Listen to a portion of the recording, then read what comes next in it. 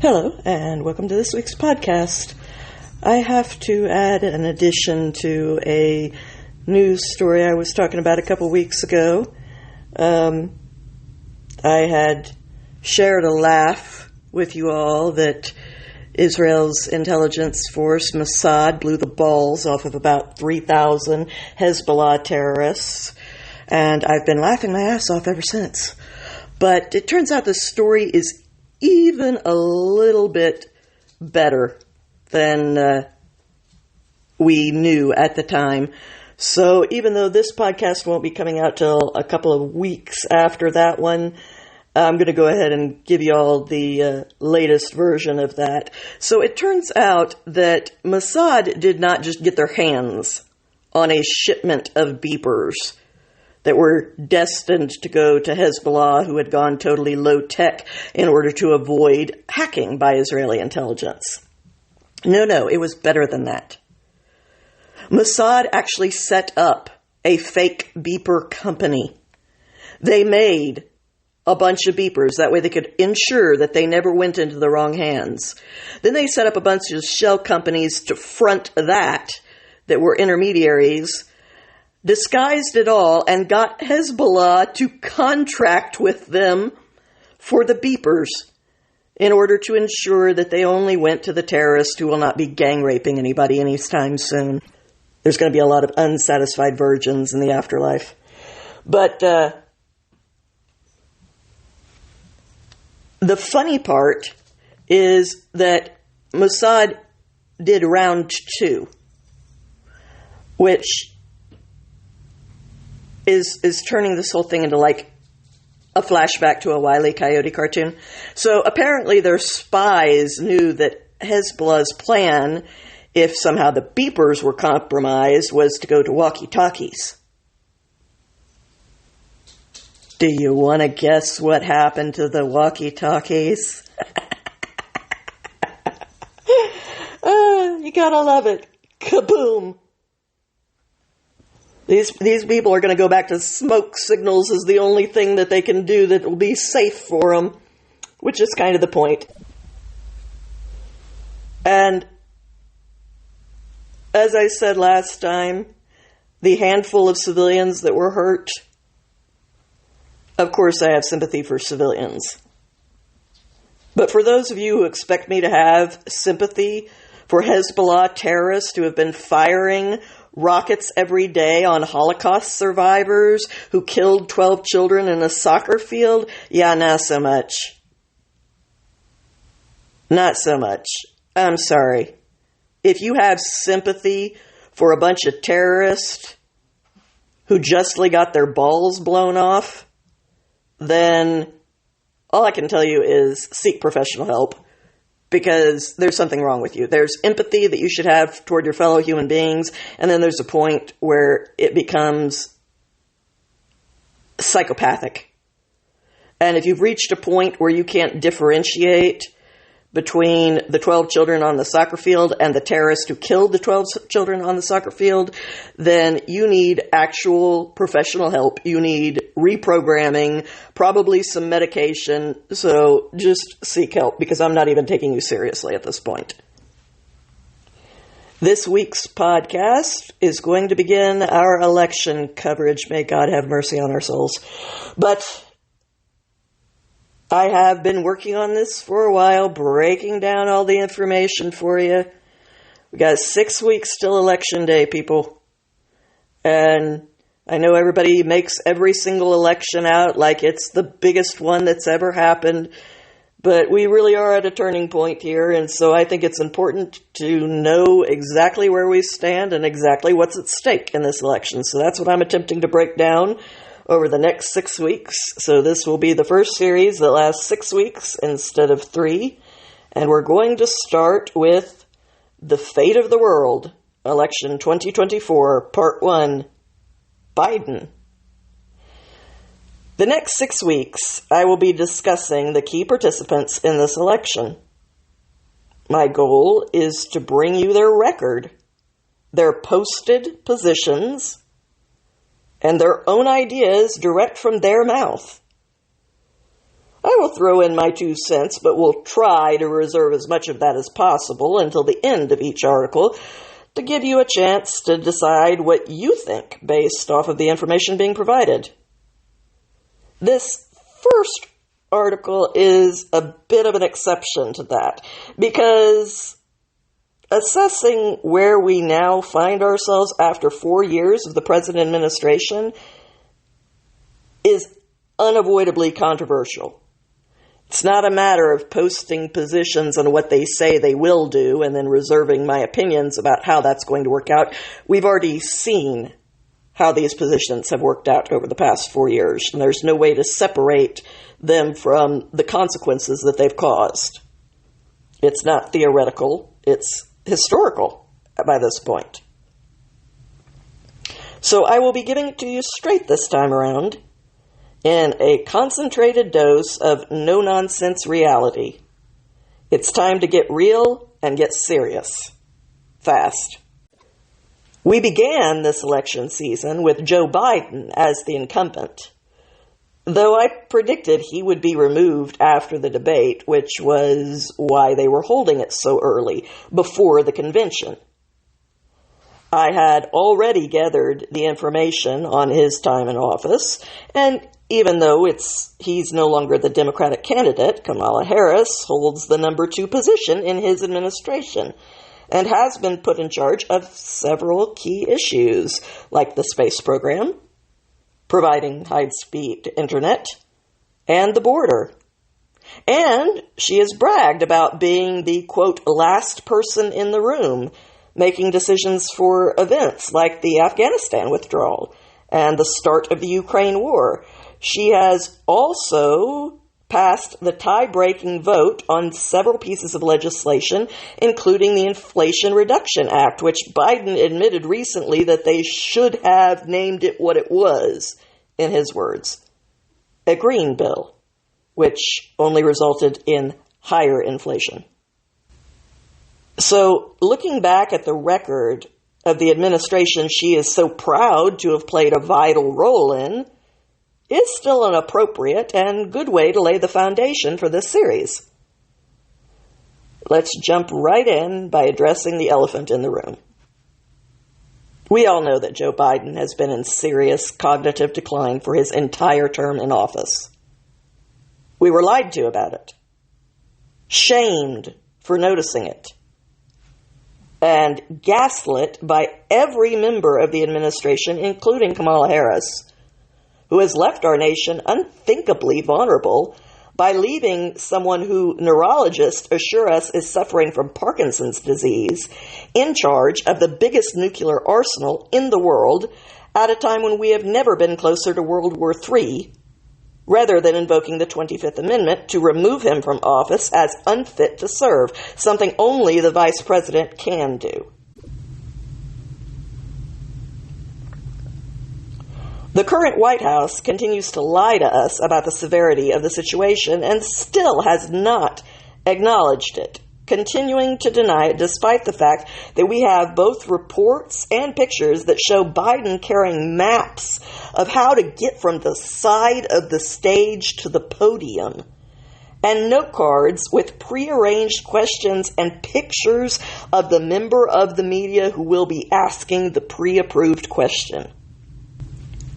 His verbal ability has declined from stammering and losing his train of thought to mixing up the countries of Mexico and Gaza, mixing up Putin with Zelensky, etc., to now being in such an advanced state of decline that he is often not even speaking English anymore, but rather pure gibberish. He has not held a full cabinet meeting since October 2nd of last year.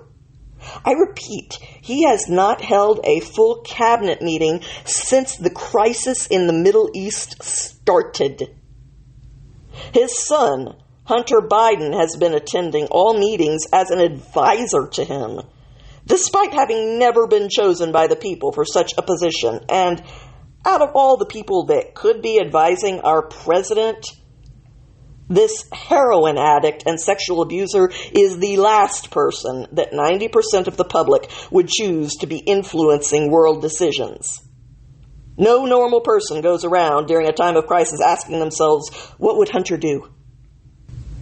President Biden was found guilty of mishandling classified documents by the investigation going back to his vice presidency and was only excused from prosecution on the grounds of his senility.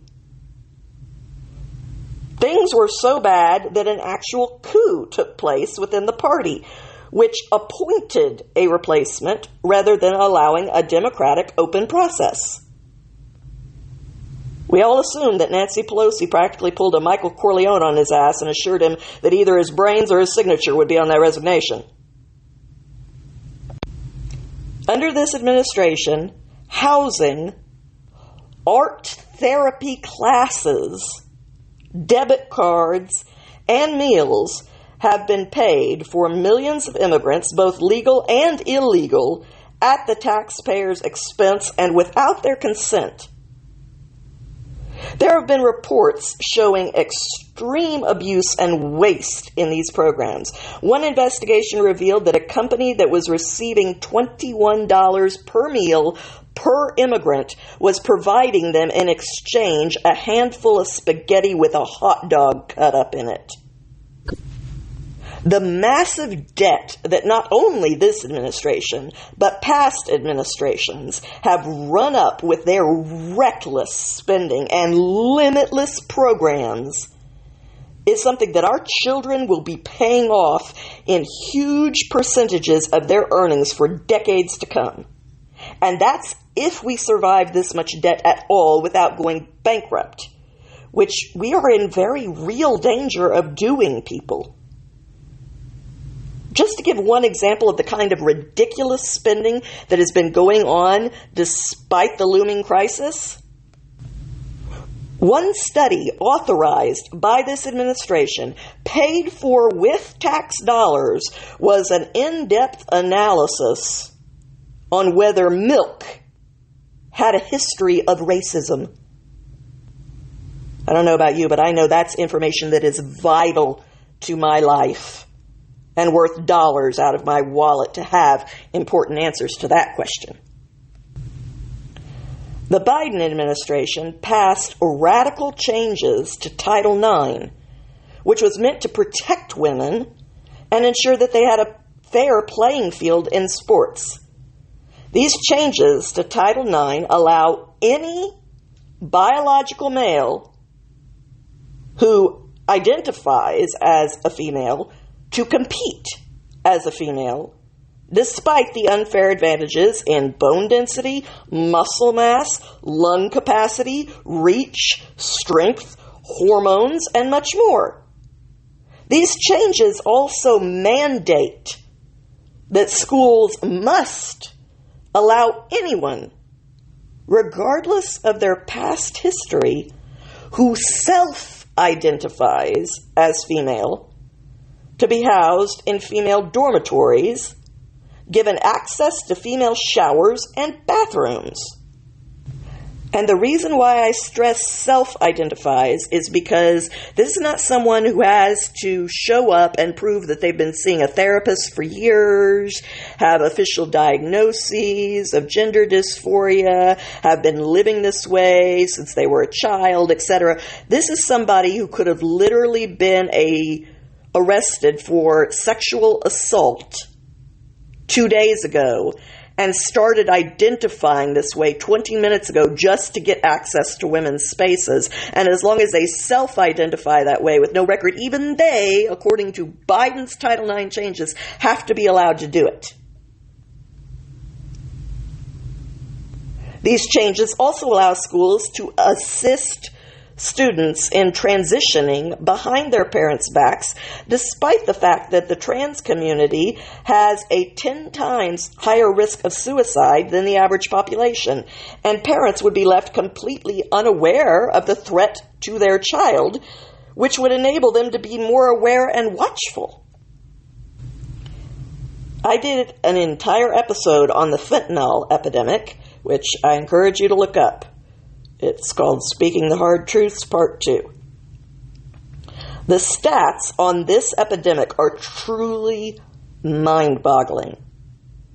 Biden personally pardoned or commuted the sentence of serious drug dealers, disguising these pardons as letting out people who were imprisoned for mere possession charges, which was simply not true. He declassified marijuana, even though studies show that 1/4 of the young people who use pot meet the standards of official addiction, and despite the fact that the THC content of pot has quadrupled and has known links to psychotic breaks and worsening of any mental health problem that the user may already have. The border is the crisis that most people are familiar with and concerned about, rightly so. The border was closed, and one of the first things that Biden did was to open it. Since then, he has claimed that he doesn't have the authority to close it without some new legislation that is needed first. Trump closed it. Biden had the authority to open it. So who honestly believes he doesn't have the authority to close it? Venezuela and other countries have emptied their jails, rehab centers, and mental institutions on the condition that the inmates would immigrate here in exchange for release. Innocent Americans like Laken Riley and the 12-year-old little girl in Houston have lost their lives as a result of this. Many others have been sexually assaulted. Haitian migrants are causing enormous amounts of problems, including high numbers of fatal car crashes in places like Springfield, where residents are being harassed on their own lawns. Forget the eating the dogs and the cats story. There are much bigger problems going on that people aren't paying attention to. Many people have been victims of the squatter crisis, where immigrants have been allowed to take over other people's homes for prolonged periods of time in the name of so-called squatters' rights. Let me be very clear. Squatters don't have rights. They have human rights, but there is no right to take over someone else's property and squat there. There never has been. Violent gangs have taken over entire apartment complexes in Aurora, Colorado. Gangs of illegal immigrants are shoplifting on the streets of New York City and flipping the police off after they've been immediately released without bail, or sometimes even brazenly and brutally attacking the police, all of which can be viewed on security tapes.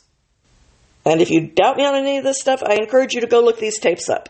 Just go to YouTube and start searching the search engine for these type of things, and you will see the video of all of it.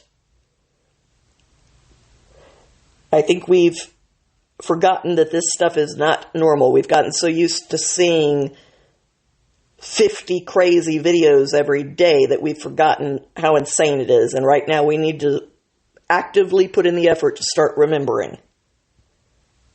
A huge number of immigrants from the Congo, which is currently suffering a rape epidemic of massive scale that should be all over the news as a humanitarian crisis, have also flooded into the country. A frightening number of military-age men from China have flooded over the border, whose attitudes have been described by multiple people who have interviewed them as openly and unmistakably, I'm quoting here, hostile. There are maps available through Dr. Phil, a pretty rational guy, not given to conspiracy theories, showing the Chinese buying up land in the United States around our main military bases, which is not being stopped. Over 300 terrorists on our watch lists have been caught inside Texas alone. How many have gotten across and not been caught? And to top it all off, the Biden administration has repeatedly suggested that we import Palestinians to America. the most radicalized and violent population perhaps in the entire world. One word, Mr. President. No. It's our country too. You get one vote, just like the rest of us. This administration has cut and slow-walked aid to Israel despite impeaching Trump for the exact same offense when it came to Ukraine.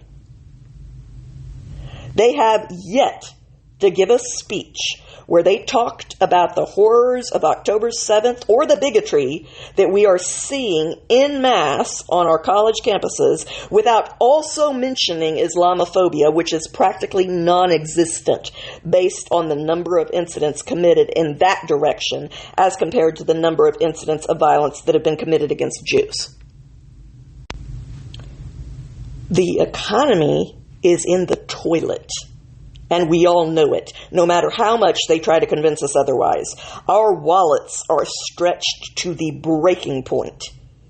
Inflation is absolutely out of control because they refuse to quit printing ever-escalating amounts of money, which is what causes inflation.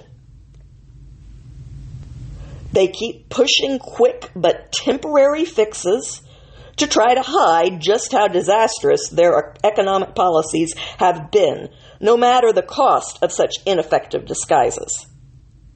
And most of the time when Biden has talked about this problem, which is devastating the lives of the Americans he is responsible for, he winds up talking about shrinkflation and how there aren't enough potato chips in the bag or enough ice cream in his carton anymore.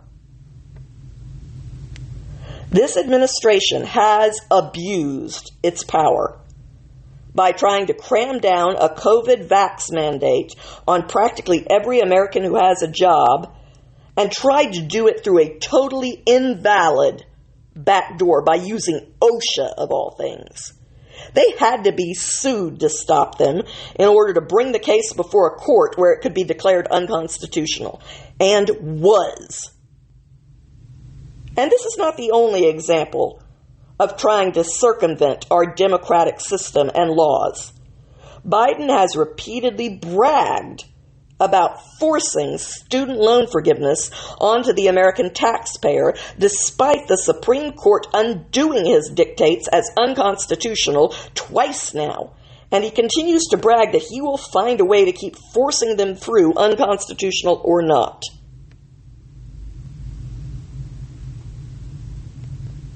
Crime is out of control. No one needs the stats to show them that, although they do. People like me who have never been victims of crime before, but have been in the past couple of years, can attest to the rise in crime. Everyone that has gone shopping in the past few years watched as more and more items disappeared behind locked cases, or who has been on the internet and watched the security footage of people stealing armfuls of merchandise and walking out in plain view, knows that what the crime situation is like.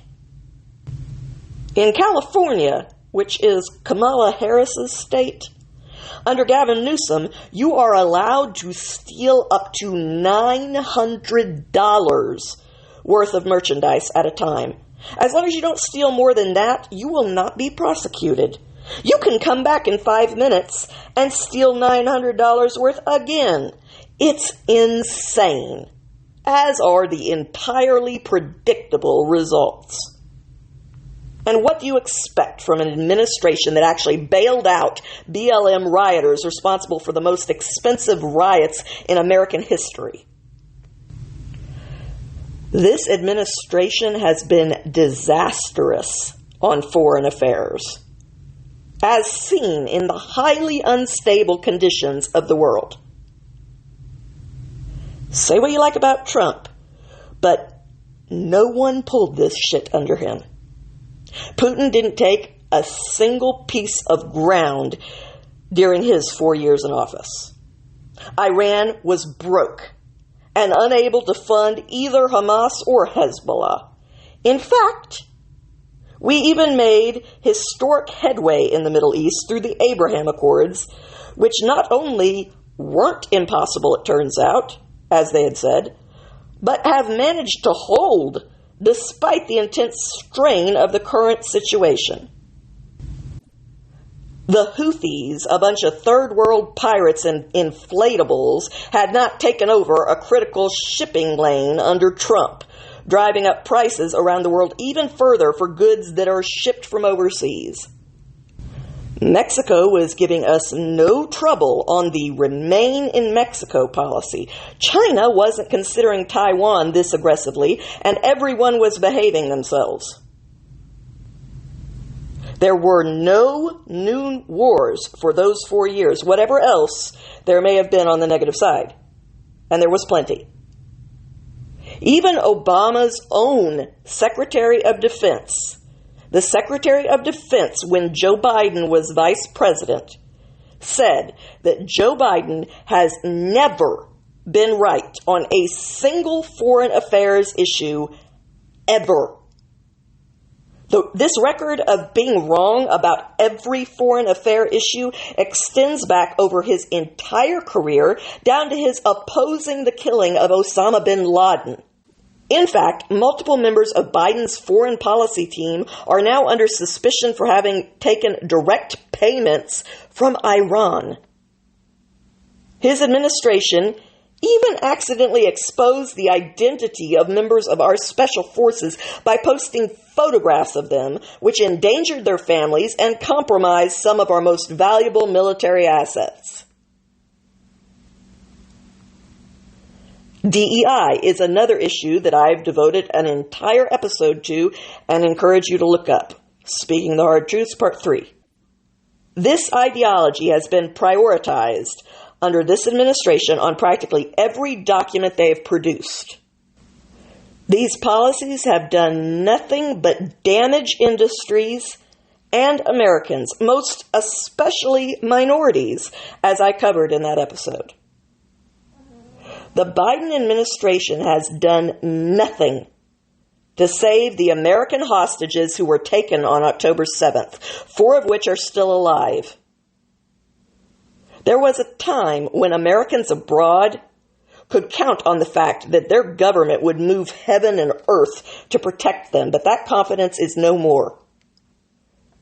Hirsch Goldberg Poland was an American who was taken hostage on October 7th. He was only 23 years old, a kid innocently attending a music festival with a lifelong dream to see the world.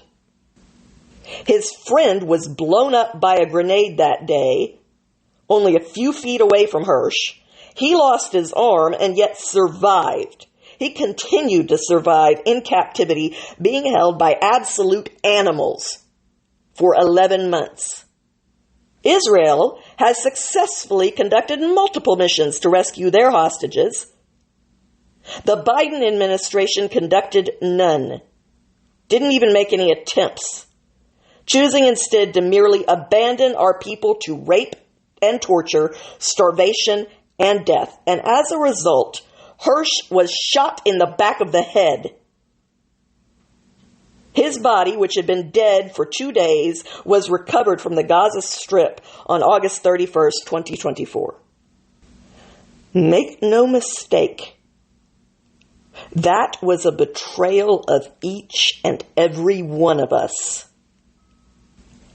In fact, the Biden administration rescinded Trump's sanctions on the ICC, the International Criminal Court, who recently used Mrs. George Clooney to go after the prime minister of an allied nation and disrupt the business of the world by making it impossible for him to travel abroad without risking arrest. Through her, the ICC made demonstratively false claims that starvation was being inflicted on his orders on the people of Gaza, despite the fact that he has shipped in over 2 pounds of food for every person every day, which Hamas has stolen from its own people to hoard for themselves, which makes the starvation, along with the entire conflict and all its suffering, the fault of one group, Hamas. The suffering we are seeing now would have been much less and over by now if people like her had minded their own anti-Semitic business and let Israel eradicate Hamas after any one of the other 4 wars they've inflicted on innocent civilians. I hope I'm being clear. I got plenty of words for that woman, but being raised right, I ain't going to say them on this podcast. The Biden administration wants a federally enshrined reinstating of Roe v. Wade that would allow for abortion to take place up through birth with no restrictions at all, ever, which is not the policy held by the majority of Americans. Most Americans, like Europeans and people all over the world, want to compromise partway in the middle. And contrary to the media's lie during the debate, there are states where babies who are accidentally born alive during abortions have been set aside to die after birth by the doctors without any prosecution for doing so. 8 cases of this brutality have taken place in Governor Walz's state of Minnesota alone. Look it up. Don't take my word for it. Look it up. We all know the details of the disastrous methods used to carry out the withdrawal from Afghanistan. 13 American heroes lost their lives, leaving their Gold Star families forever bereft. These families say that they have received no respectful mention from the Biden administration, including Kamala Harris. In fact, the current administration even tried to shame Trump for showing up to honor these heroes on the anniversary of their death at the request of their families. In addition to these tragedies, hundreds or even thousands of people who had helped us in Afghanistan were abandoned to the tender revenge of the Taliban. Women were forced back into full veils, forbidden to show even their eyes. Little girls have been banned from school and are now subject to forced arranged marriages while still in childhood. All this after 20 years of sacrifice, just in order to move up the withdrawal date before we were ready so that it could coincide with the 20th anniversary of 9/11 to create a nice photo op. We needed to get out, but we should have stuck to our original plan. The justice system has been weaponized, not only to bring charges against Trump and turn misdemeanors into felonies after they were past the statute of limitations. Pro-life protesters who were in no way obstructing people from entering an abortion clinic, who were not harassing anyone but merely singing hymns, all of which can be viewed on tape, were arrested and given longer sentences behind bars than some rapists get. Dr. Heim is facing 4 felony charges for being a whistleblower who exposed Texas Children's Hospital for continuing to provide harmful treatments that were illegal to children, because exposing this was inconvenient for this administration's openly pro-trans agenda when it comes to minors. As a political party, they continue to call for and enforce outright censorship, which has reached truly extreme levels. Tim Walz has said on the national news that the right to free speech doesn't include misinformation or political speech, which only proves that this man has no business teaching anything to anyone. Because the freedom of political speech is exactly what the First Amendment was addressing, and why it says that Congress cannot pass any law to restrict it, making no exception for misinformation or even using another term like false speech. It makes no exceptions for hate speech or anything else. Multiple platforms such as Facebook and other social media sites have acknowledged that they were pressured by the federal government to censor their customers for political reasons, such as suppressing the Hunter Biden laptop story because it could have impacted the election. This story was censored as being misinformation, despite it now being proven to be true. And yet, misinformation continues to be the excuse to censor Americans and deny them their First Amendment rights, despite the government having a very poor record of correctly identifying what is misinformation, choosing rather to slap that title on anything they disagree with, true or not. This administration doesn't hesitate to out and out lie to the American people, as anyone who bothers to fact-check their stories immediately begins to see. They lie about the so-called book bans. They lie about a non-existent transgenocide that is going on, even though stats show that they are actually the safest of all groups. They even lie about things like the Charlottesville fine people on both sides narrative that has been widely and repeatedly debunked. But they keep repeating the lies anyway, despite everyone knowing their lies. Recently, we were told about 2 women who died from abortions, and the blame was laid at the feet of Trump's so-called abortion bans. And just for the record, since I'm bringing him up in this article, Trump has stated publicly that he wants abortion allowed up through the 16th week, nearly halfway through a pregnancy, with additional exceptions for rape, incest, and the life of the mother. We were told about a Georgia woman dying from the Trump abortion bans by Kamala recently, so I looked into it. This is what I found.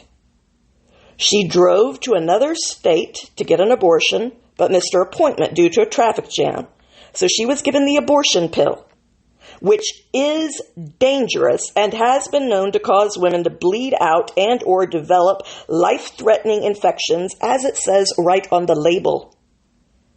This poor woman began bleeding heavily on the way home and eventually was taken to the hospital after she passed out.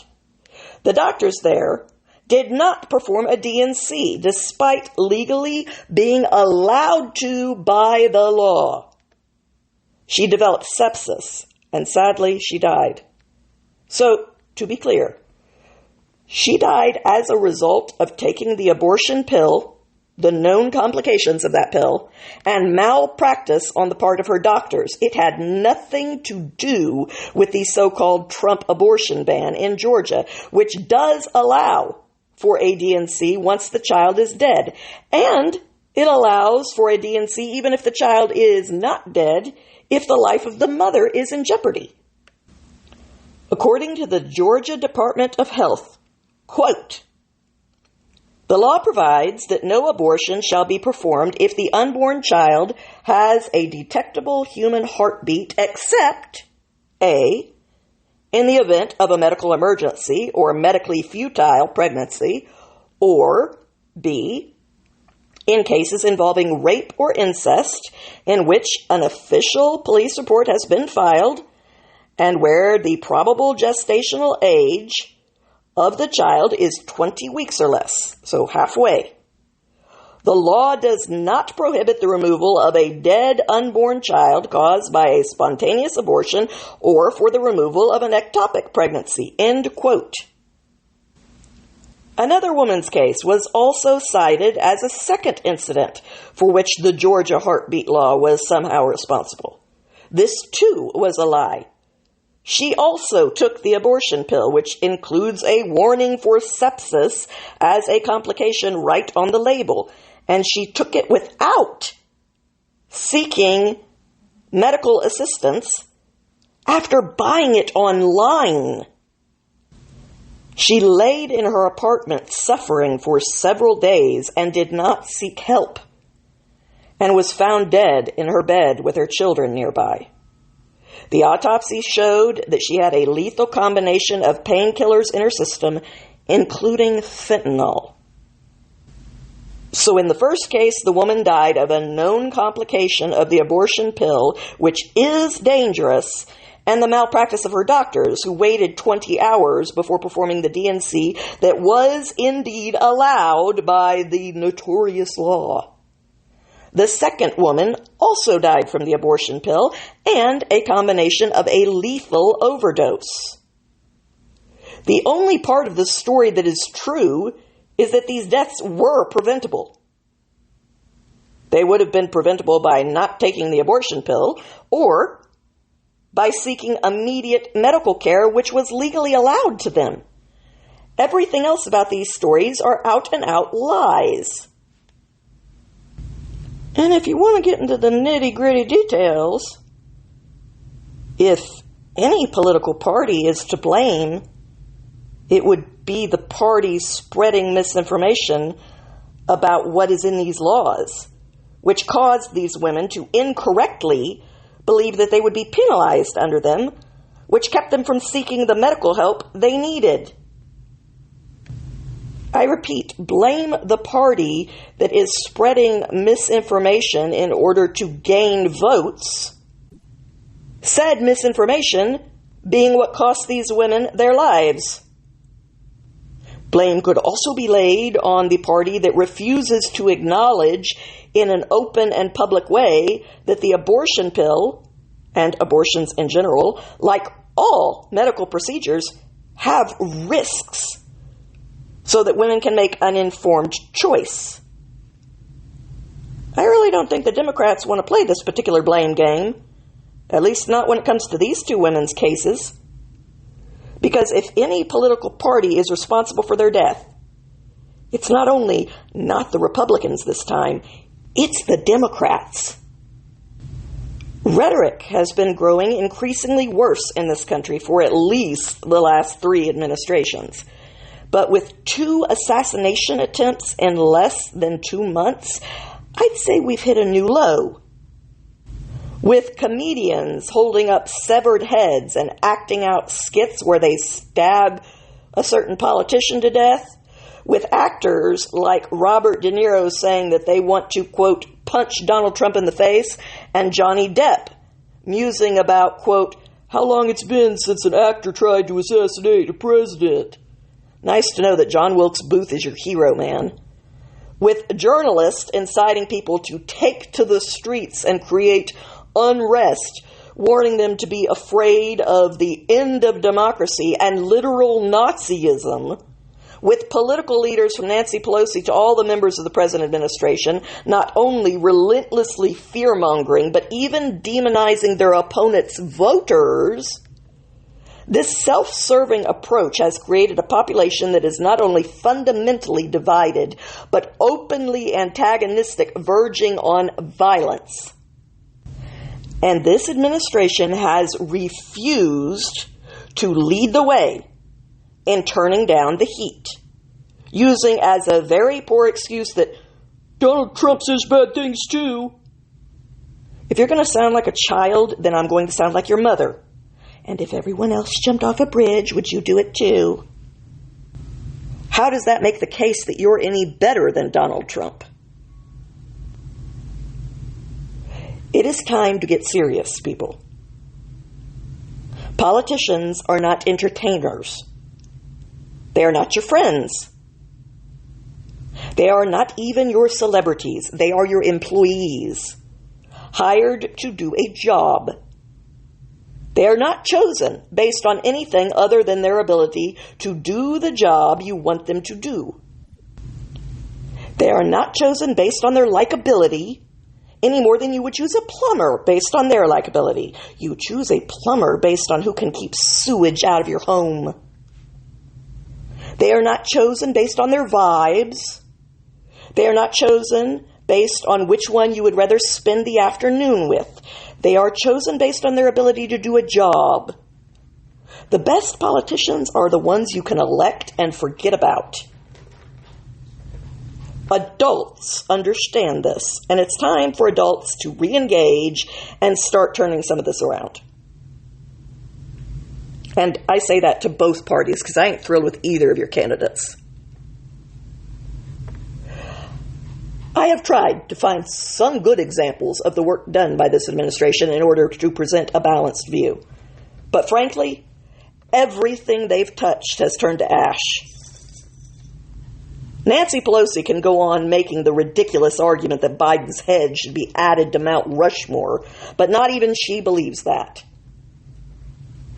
There's only one person in the entire country who thinks this administration has been a good thing, and that's Jimmy Carter. And that's because he's out of the hot seat as the worst president still living.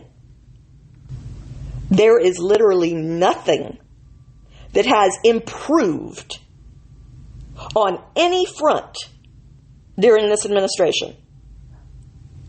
Everything has gotten worse, significantly worse.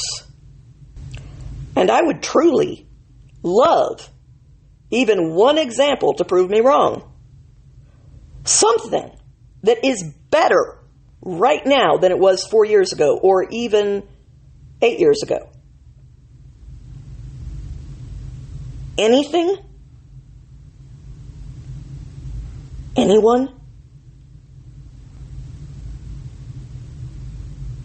Thank you for listening to this week's podcast.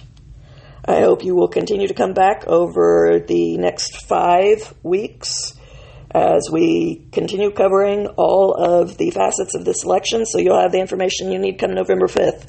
Have a good week, my friend. Since I have a little time left over, I'm going to tack on a small epilogue to this episode if you're interested. So Israel just shot off round 3. I like these guys more and more every day. So after they blew up the beepers, they blew up the walkie-talkies. After they blew up the walkie-talkies, Hezbollah decided the only thing they could do was meet in person, so a bunch of them gathered in a room that went kaboom. That's right. You ain't safe no matter how you do it. The world is better off without them, so Israel, finish them. And for those out you wringing your hands, that is what they're going to do, because Israel isn't stupid. And they know that they need to get this done before November, just in case the idiots take power. So I urge Israel to follow the old advice of better to ask forgiveness than permission. Finish it. And for those trying to scare the public as though we're all stupid by going, oh my gosh, but this technology, the ability to blow up devices, which Israel's been doing since like the 70s, like since they went after Black September after Munich, and they put bombs under the bed, and as soon as somebody would lay on the bed, that way it would close the circuit and kaboom. All right, there's really no difference between that and putting them in the beepers. And the idea that like, oh my gosh, we're all in so much danger. I would like you to show me one person who is not a terrorist or a drug dealer who uses a beeper. Please. Like, I want receipts. No one has bought a beeper since the 90s. It's almost 2025, people. I think we're safe. Please. How stupid do you think the public is? I mean, at least be clever in your scare tactics. And I'm going to give a little plug to the movie Reagan.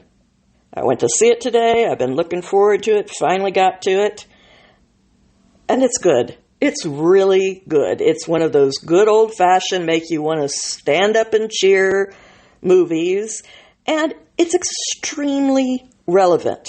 There is so much that was going on when Reagan was running for office that is the exact same stuff that we're seeing right now. And seeing that, you know what, the nation pulled together and pulled through all of that is an uplifting message.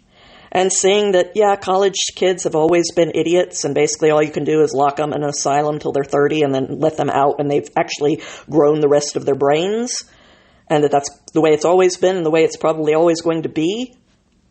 You know, it's reassuring. The world goes on despite their stupidity. They've always been more interested in protesting about things that they don't understand just for the sake of protesting, because they think that the virtue is in the act rather than in the cause, and that you should actually be choosy about your causes. There is just so much about that story that rings true, that hits home today. I really encourage you to go see it. You will enjoy it. The love story between him and Nancy, of course, is beautiful right up till the credits, where they showed real footage from the funeral, which I sat and watched. As a young adult, I watched every second of that funeral, and the scene where Nancy just lays her cheek on Ronald's casket, I mean, it still hits home. And seeing people like Gorbachev and Thatcher come to pay their respects, it still reminds you of the way our leaders should behave. And that's only half on them. Yes, they should hold themselves to higher standards, but if you go out and elect them when they don't, then that's partially on us. And that's the thing I really liked about this movie. It reminded us what the standards should be. Stop electing the Jerry Springer crowd to lead nations, all right? This is a job for intelligent adults, not idealistic kids, not senile old men, not controversial entertainers. It is a job for capable, intelligent adults. And we need to have the self-respect to demand that as the bare minimum to be worthy of our consideration. I would like to, in case you just absolutely cannot make it to this movie, if you can, I really encourage you to go out and support it. Not only because these type of independent films that Hollywood is too political to make, which is really disgusting. I mean, Reagan was one of them. He was an actor. He was an actor who served as the president of the Screen Actors Guild. He got them the health insurance that they still enjoy today. He kept the communists from taking over, and they were trying to take over Hollywood. We got all the paperwork to prove it when the Soviet Union fell. We found out all the stuff that they had going on over here. So it's not some conspiracy theory. It's proven by the paperwork. So Reagan did a lot for Hollywood, and the fact that just because Hollywood is so determined that no person on the right, and by the way, Reagan started out on the left. He was a Democrat for years and years and years. It wasn't until much later in life that he was like, okay, I guess now I'm a Republican. And he said the same thing that a lot of people, including me, are saying when people asked him, why did you leave the Democrats? And he said, I didn't leave the Democrats. They left me. I still hold all the same positions I always did. You guys are the ones that have changed and moved way the hell over there into lunatic land. So not only should we support these type of films, but it's not just your good deed for the day. It's a good film. It's a make you want to stand up and cheer, make you feel good about the country, make you have some faith in your fellow Americans that they can see the same stuff you can see, and they too know it's time where the being nice, that we all want to be nice, we all want to be neighborly, we all just want to get along. But there's a line in this movie where Reagan is talking about, but there is a line for Americans where when you push past that, then all the people that want to get along say, enough, no further. That's it. No. And, hey, I am fallible as anybody else. I don't know any more than anybody else did, and I don't know any more than anybody else does today. But despite my past tendencies to be pessimistic, I mean, I've seen the dark side of life. I've lost my brother when I was 9 years old. I've had 25 surgeries starting when I was 15. I've had serious health problems. I lost the last of my close family right before COVID started when my mother died. So I definitely have a pessimistic streak in me. And up until very recent years, that streak pretty much controlled me. But I look around kind of like Reagan did, and I have optimistic faith in the American people. I mean, the young people are always going to be crazy, and you know what? Life eventually straightens them out or slaps them around, one of the two. But young people are the minority. Most people are in their 30s, 40s, 50s, 60s, even 70s and 80s, and all of them combined way outweigh the young people and the few people that are old but never grew the hell up. And I really have faith in those people that just like they did in the 60s when things got out of control, just like they did in the 80s when things were getting out of control, that you reach that point where they've given and given and given for years, and they finally say, all right, enough, no further. And I have faith that the American people are going to do that again.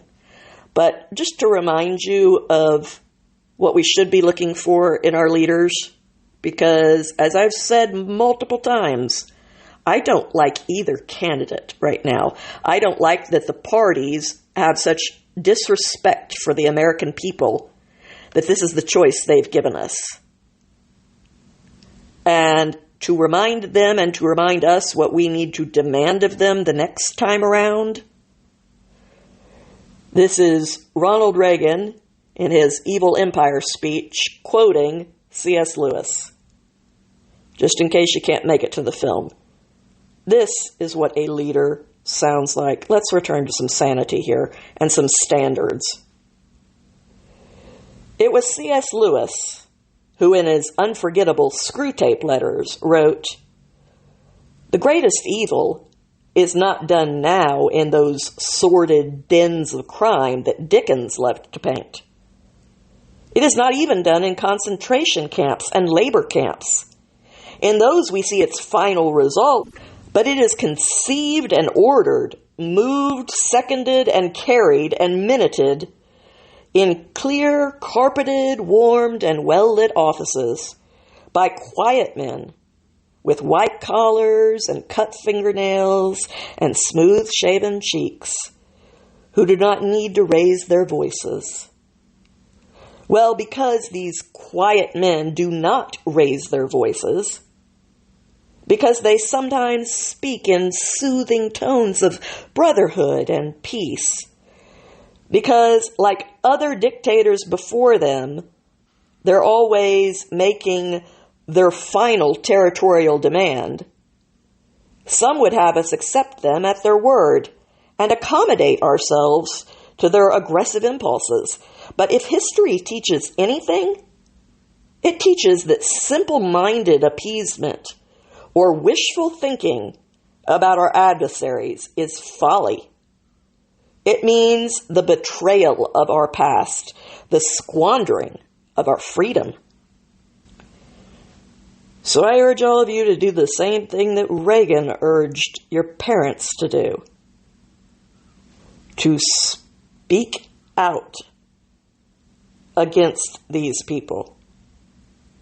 Continuing what he said a little bit further on, I urge you to beware the temptation of pride, the temptation of blithely declaring yourselves above it all, and label both sides equally at fault, to ignore the facts of history and the aggressive impulses of an evil empire, to simply call the arms race a giant misunderstanding and thereby remove yourself from the struggle between right and wrong and good and evil.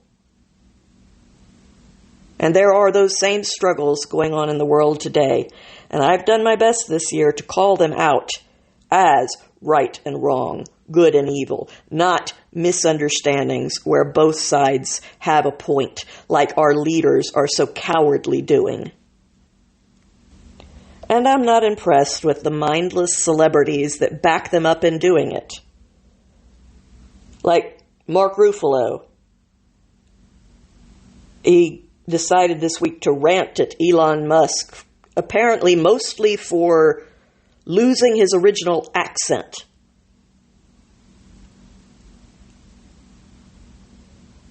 I'm going to assume he was sober when he tried to make these points, but it didn't really come across that way. So I would encourage him to stick to letting Hollywood craft his speeches because, dude, stringing together words meaningfully clearly isn't your strong suit. Elon just rescued a bunch of astronauts from outer space. He's trying to get us to Mars to save the species. He's bringing the internet to the most remote corners of the earth and to the most war-torn parts of the world via his satellites. He builds the best-selling green vehicles on the planet to save you from the global warming you fear so much. He's advancing AI in order to hopefully eliminate poverty, make it a better world. And in his spare time, he sacrificed millions of dollars of his own money to free Twitter from twits like you. What have you done? Oh yeah, you play the Hulk. Well, you play half of the Hulk, the other half is CGI. So, they have a saying about people in glass houses. Buy yourself some self-awareness, dude. Especially before you go throwing around words like traitor. And just to clue you in, because apparently you've never had a clue in your life, you're only a traitor if you owe someone your allegiance. Where do you get off thinking Elon owes you allegiance to the political party of your choice? Like you, he is a free man who gets to have his own opinions, even if they're different from yours, just like you get to have your free opinions, even if you're different than him. Somebody can't be a traitor unless they owe you their loyalty, and he doesn't owe you anything, my man. Neither do the rest of us. And with that, I will again bid you all a good week. I hope you come back next week. Until then, take care, my friends.